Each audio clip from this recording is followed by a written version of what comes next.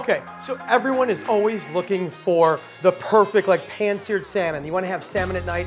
The one thing I get asked all the time, tons of DMs, tons of personal calls, texts, you name it, is how do I cook perfect salmon? How do I make salmon? I bought some at the store. How do I make that perfect salmon that, you know, everyone's gonna enjoy? And this is the perfect pan-seared salmon. And we're gonna pair it with a cold buckwheat noodles and a really simple soy miso dressing. All of it's simple, all of it's gonna be delicious, but when you combine these flavors together, this is gonna make a great dish. Let's get into it, and let's start by making our soba noodles.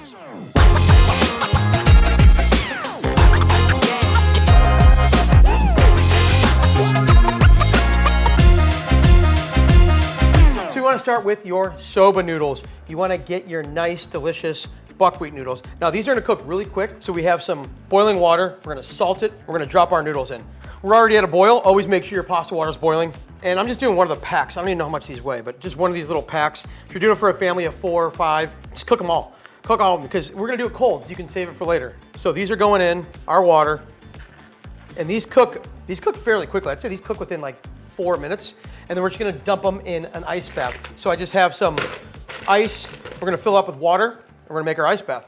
It's like a Japanese thing. Actually, the French have a chaud-froid thing, where it's like hot and cold mixture together. And in Japan, you can always go to these ramen shops and get these like cold noodles and eat them, and it's really delicious with like a broth. But I like the kind of like that hot cold mixture with like really cold noodles with a really good miso soy dressing with that hot salmon on top of it. It's just this beautiful combination, and it makes this for like a really light, refreshing dish. So whenever you're cooking any kind of pasta, it doesn't have to be soba noodles, it can be any kind of pasta.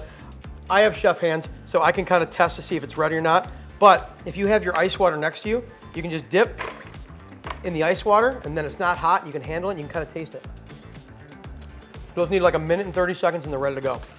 That's a great tip, because you don't burn your hands. You can always just test it. I always just like to dip it. That's hot. Dip it in the water.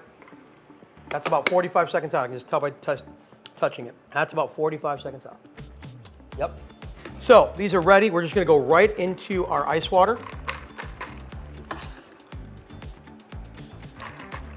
And all we're doing is stopping the cooking process. So we can have nice ice cold noodles.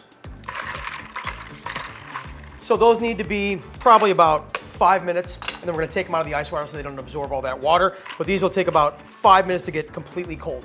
So next thing we're gonna do is we're gonna sear our salmon. Now I'm gonna show you how to do a perfectly pan-seared salmon, but we're gonna have to go in the oven. You gotta do a little oven when you have a thicker piece of salmon like this. So we're gonna pan-sear it, and then we're gonna go into the oven with it. And by the time that comes out of the oven, that's gonna be perfectly ready to mix with our soba noodles, our sauce, and it's gonna be perfect and delicious and nice and hot. So first thing you do is get yourself a beautiful piece of salmon.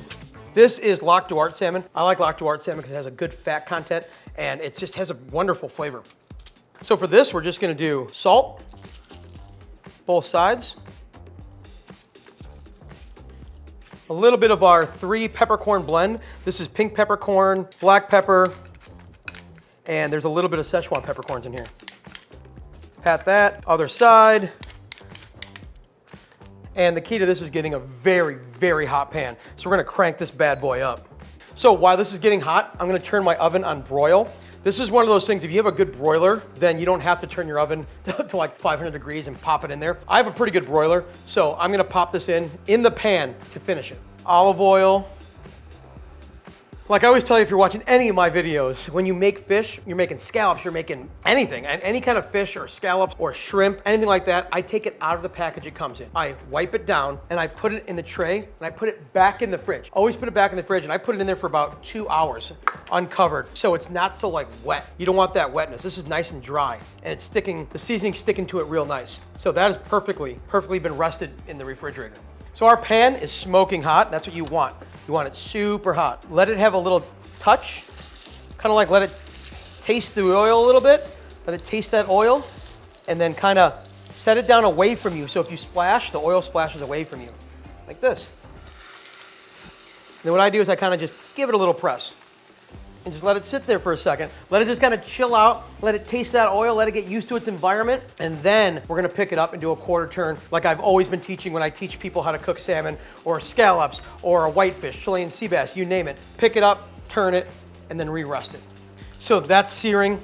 I kind of pick it up, I let the oil go back under it and re-rest it. Now, I'm gonna pop this in the broiler and it's gonna broil from up here. You would think you wanna do it from the other side, but I'm getting a perfect sear on this side. It's already kind of searing perfectly in there. I want the heat to hit the part that I haven't touched yet. I'll give you a little sneak peek of what it looks like. Look at this. We already have almost a beautiful golden sear. Look at that golden sear. So that residual heat from the pan is gonna keep cooking and the broiler's gonna cook down, it's gonna cook perfectly and it's gonna keep getting that perfect sear on it. So we're gonna pop this under the broiler right now. Salmon, thick cut, I wanna say we're gonna go about let's go 5 minutes. We're gonna go 5 minutes under the broiler. While that's doing that, let's make our super simple, unbelievably tasty miso soy dressing. This is one of those things, if you have all the ingredients, it is just dump, pump, and you have one of the best dressings you're ever gonna have. This dressing can be a marinade. This can go on greens. It's gonna go on our soba noodles. This can go on anything. This is just one of those dressings that you can have in your fridge. Everybody says it keeps from 5 to 7 days. That's what they're supposed to say to you. This will keep like 3 weeks. I know you're not supposed to say that, but it's oil, it's soy sauce and miso. It's all things that are already preserved anyway. So it's like, I keep mine in my fridge. I think I always have it in there. I think the longest I had it go was like 2 months and I still ate it and I'm here. So don't do that. Don't try that at home kind of thing, but also it lasts forever. This is super quick, super easy, and it's just literally like half cup, half cup, half cup, half cup. So rice vinegar, half cup. Extra virgin olive oil, or you can use any oil you want. Sesame seed oil, half cup. Then, I know, it's a big surprise. Half cup soy sauce. I'm actually using tamari because I keep it like, there's no reason you have to make it gluten-free, but if you use tamari that's gluten-free, then you have now a gluten-free dressing. 1 tablespoon of miso. To keep it gluten-free, you can do gluten-free miso, which this just happens to be. Just as like white miso, it's a little darker though. That goes in. 1 clove of garlic, and the pinch of chili flakes, that's it. And just like the pinch of chili flakes, that's all you want. You don't want to have it hot, take the chili flakes out, it's absolutely fine. You don't even have to do this. You can just put this into like a jar and you could shake this together. I just happen to have this handy, so I'm gonna do it in here. But you could just shake this thing. Just mince up your garlic.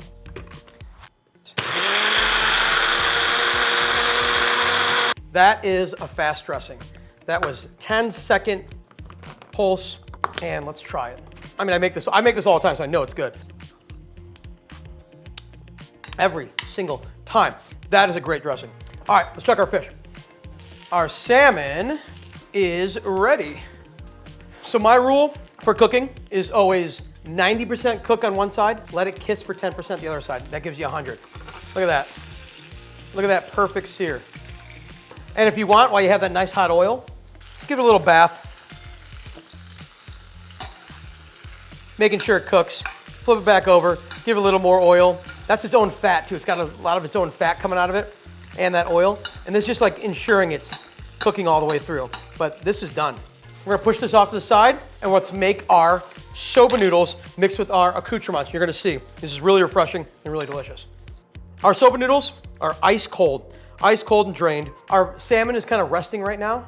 And that's why I want to cook the salmon and then do the rest of our accoutrements later so the salmon can sit here and rest and like kind of come to that beautiful temperature we want. All those juices can re-rest back in itself. You could just put the dressing on this and eat this like this and you'll be fine. This is a great little lunch. But we're gonna put our soba noodles in and we're gonna dress it up. Fresh mint, fresh basil, scallions. We're gonna do the white and green part of the scallion, and celery. It's gonna keep it really, really fresh. Slice up our celery, slice up our scallions, everything's gonna go in, dressing's gonna go in, and we're gonna be having a good time. You're gonna do some of the white,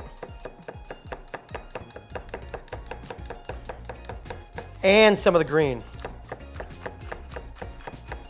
So you get a little mix of both. Scallions in. Then our celery, side cuts like this. There's fancy French words for everything, but we're gonna call it a side cut. Celery, sliced up any way you want it. Now this you can just tear. Just tear your basil up. Just give it a little tear. It goes in. There's no rhyme or reason. Just tear it up, have fun with it. Unbelievably fragrant. Mint also, that mint's gonna kind of wake everything up and just make it really fresh, really crisp, especially with those cold noodles. You pair this with those cold noodles, it's just super refreshing. Unbelievably refreshing, unbelievably good.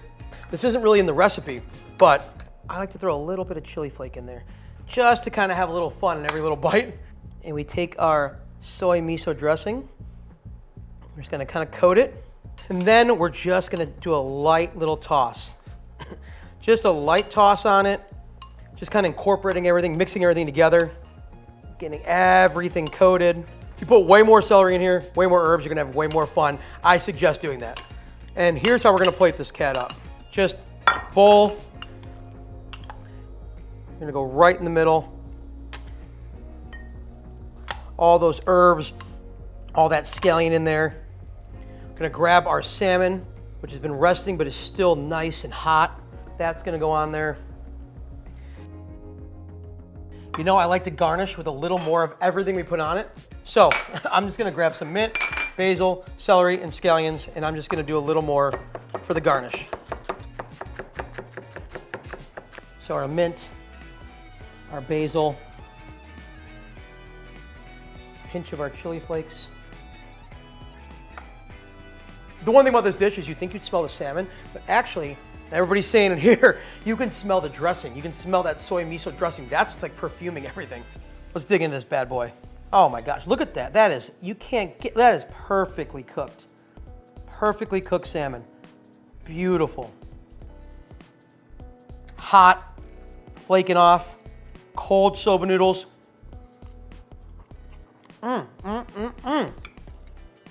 Wow.